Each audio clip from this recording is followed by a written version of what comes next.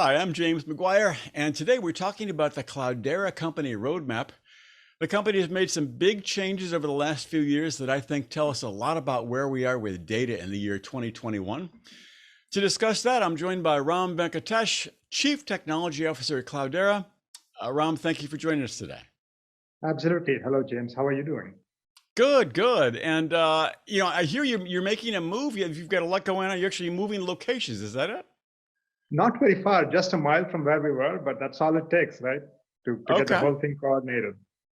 From where to where? Where basically are you located? Oh, in the Bay Area, actually. Yep. Yeah.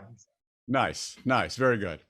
Well, let's talk about Cloudera's roadmap. I mean, certainly the company has made some big changes. So there was a time when Cloudera was really focused on Hadoop, open source data analytics platform, very big in its time. It seems like companies moved away from Hadoop and Cloudera pivoted as well. Now it seems like the focus is the Cloudera data platform. So I want to talk about the data platform, but before even that, what were some of the big market forces that caused this pivot? What made Cloudera change? Good question. And it's a great way for us to start and kind of understand the journey. It's not so much as a pivot, as a progression is kind of how I see it, right? Mm-hmm. So we started off, with this cluster architecture, this way of doing data and compute together at a scale that really wasn't there on the market. So the things that Cloudera customers could do with the first generation of our software were really phenomenal from a feeds and speeds kind of perspective. Right. But we saw that, essentially this monolithic architecture also has its limitations, right, in terms of scale.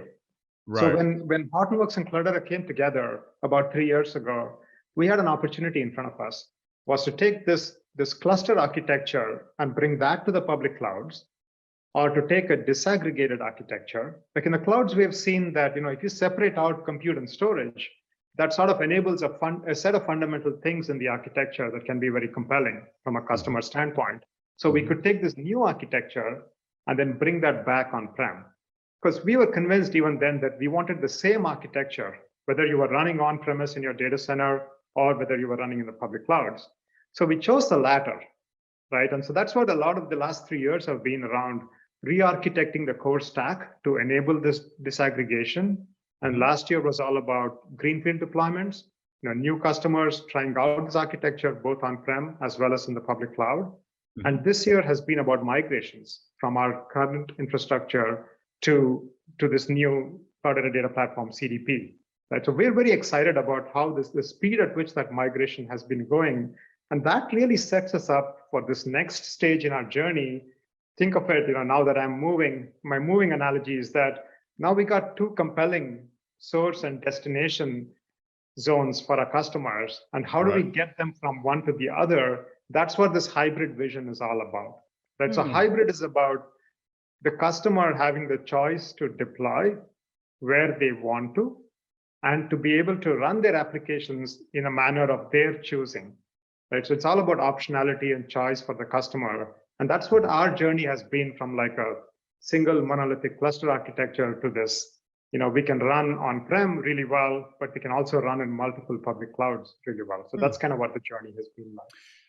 Looking back at those Hadoop days for Cloudera, is it accurate to say that part of the change was caused by the really rapid adoption, powerful adoption of cloud? When cloud became absolutely dominant, it was part of what made Hadoop fade away. Would you agree or disagree with that? I think that there is an underlying trend to that is a real story.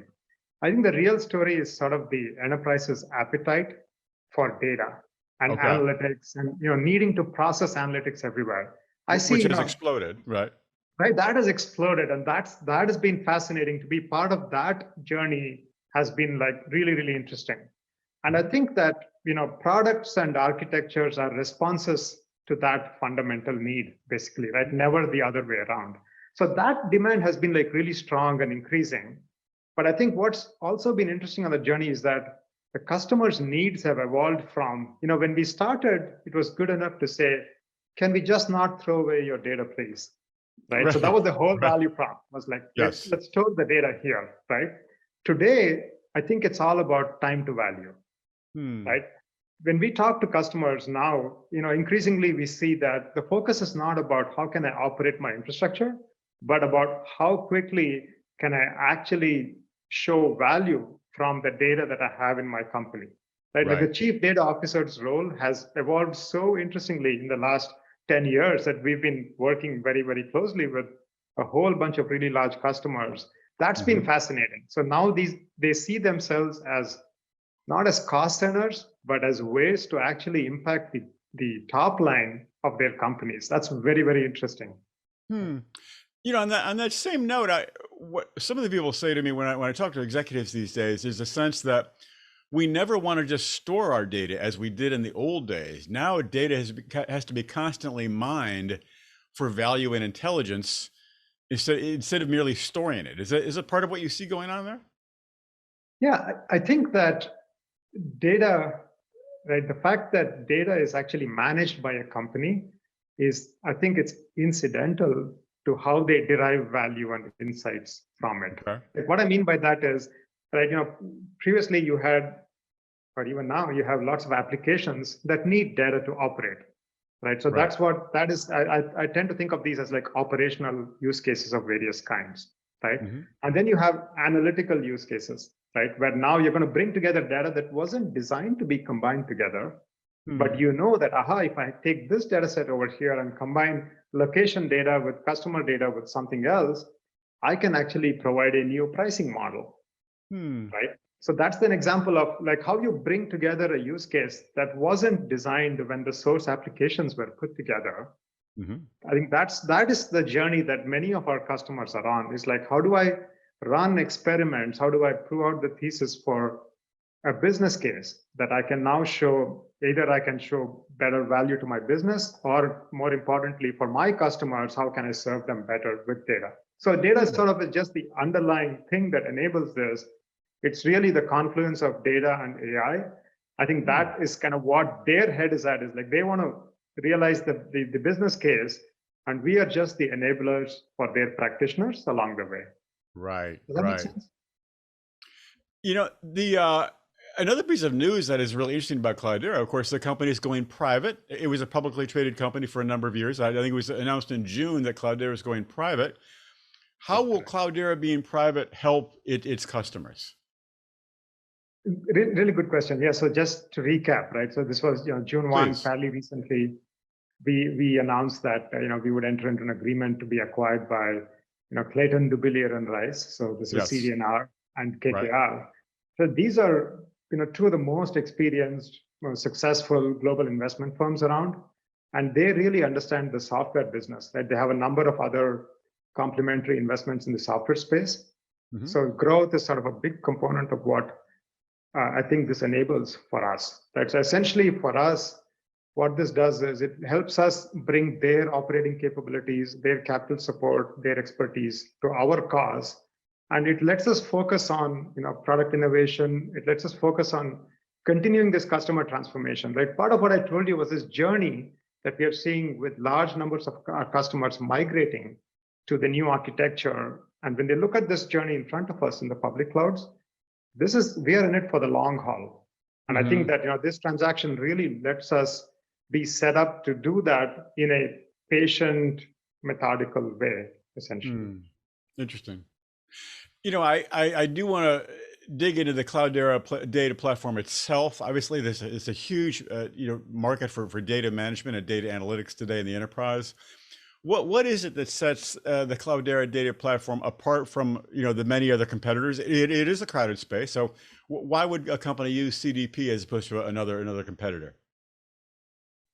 We think about this question all the time. I had a feeling you probably have thought about this question before. Yeah.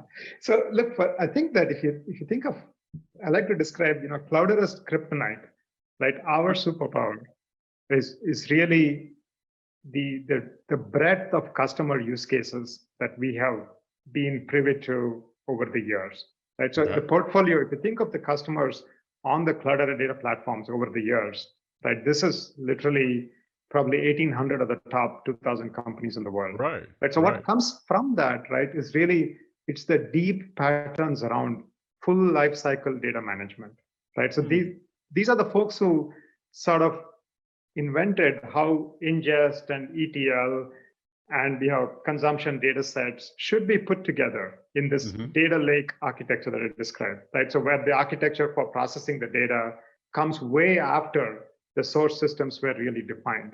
So we've seen this pattern of sort of how do you derive lots of value from data in this very, very horizontal way across applications without silos, right? So these patterns of how you set up and monetize data, this is what our customers have been teaching us, right, over the last decade or so.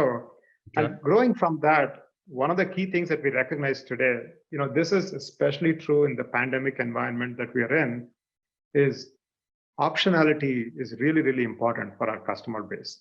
Right. So what do you mean by optionality? Just so I understand what is optionality in this context? Correct. The optionality of being able to bring together all of the kinds of data that you care about.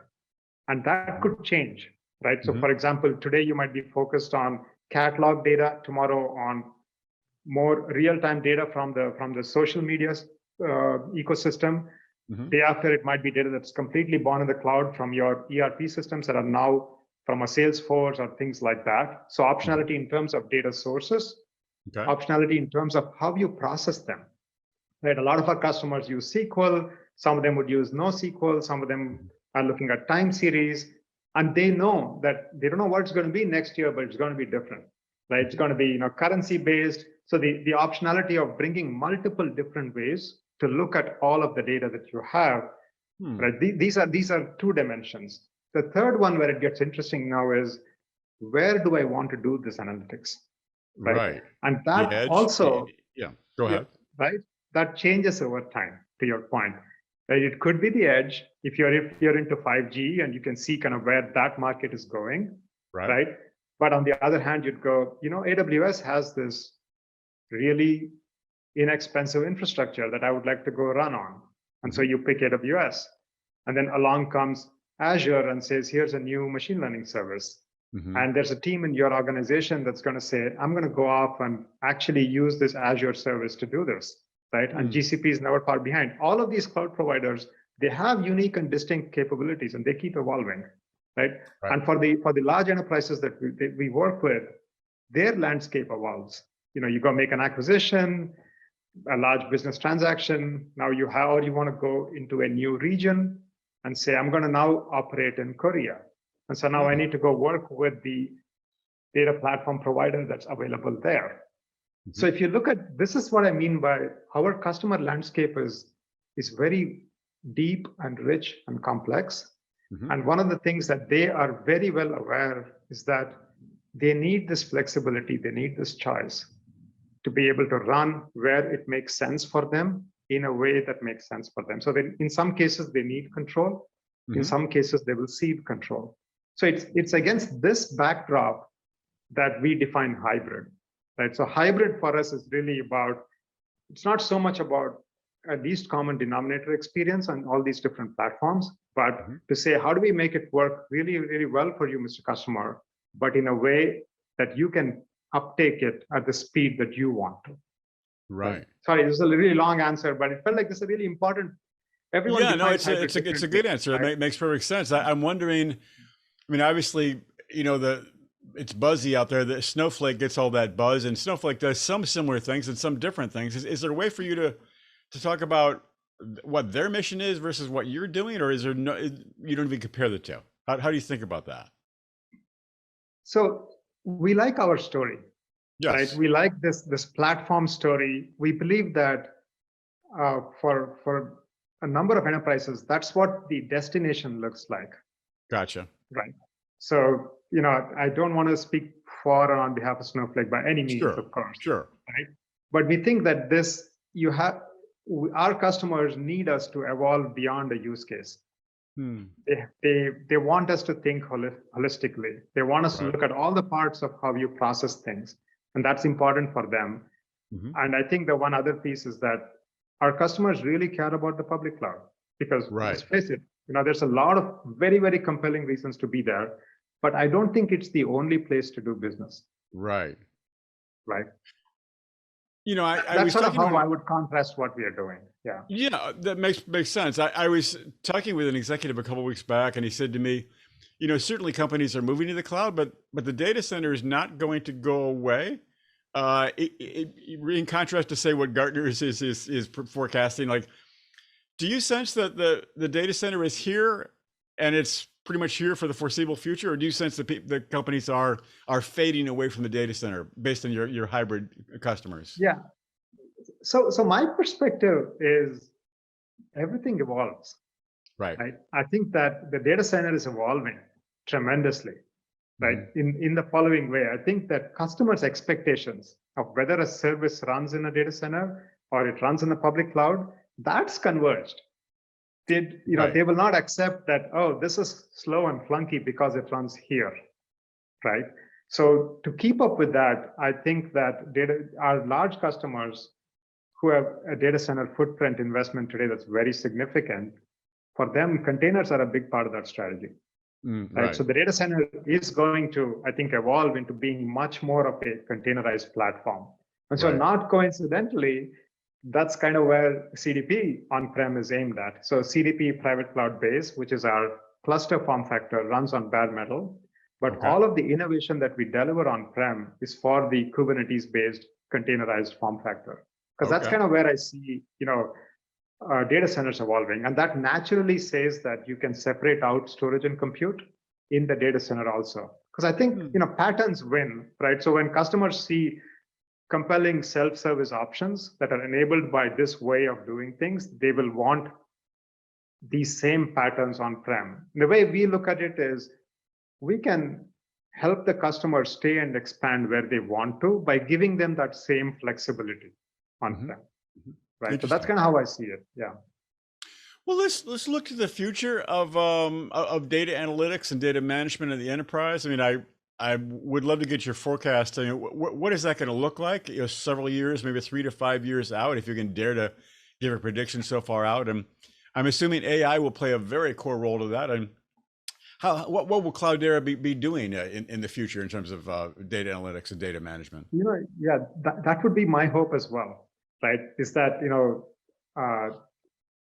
to have much more of an insight-oriented platform driven by AI rather than a data-oriented platform. Right, so it's not about how you analyze the data, but how you get value from it. Right, and value from it would mean these insights, services that we use that just happen to have a large amount of data behind them.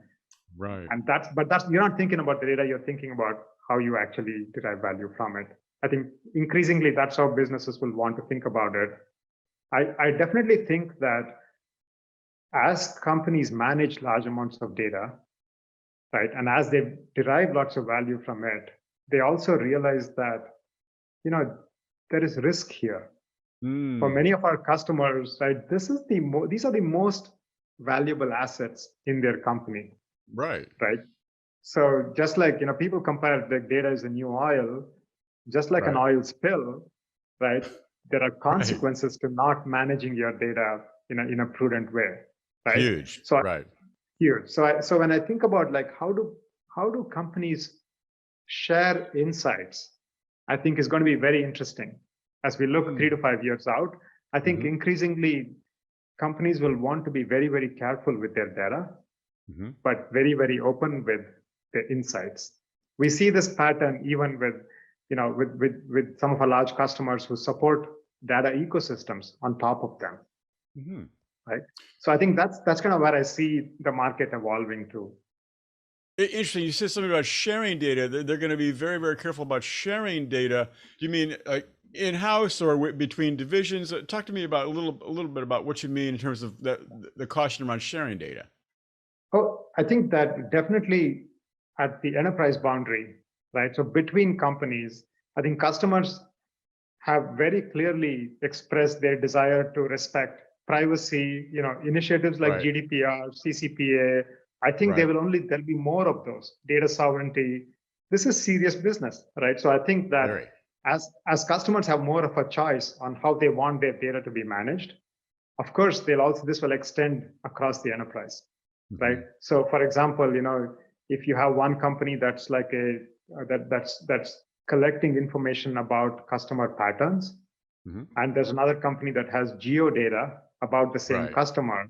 That's a kind of scenario that I'm talking about, right? So where you have two companies that need to share insights about the same customer, I think there'll be very innovative ways to do that in the future that don't involve either bringing all of that data into a single place or to actually sharing the raw data set. Because once the raw data set is shared, it's out of your controls, right? So that's why I think that safe, secure sharing of data is going to be something that will continue to evolve in the space from a technology standpoint. That's really interesting. Yeah, I definitely see that. Ram, I thank you very much for sharing your expertise today. I definitely learned quite a bit. Thank you very much. Absolutely. It was a pleasure talking with you. Thank you.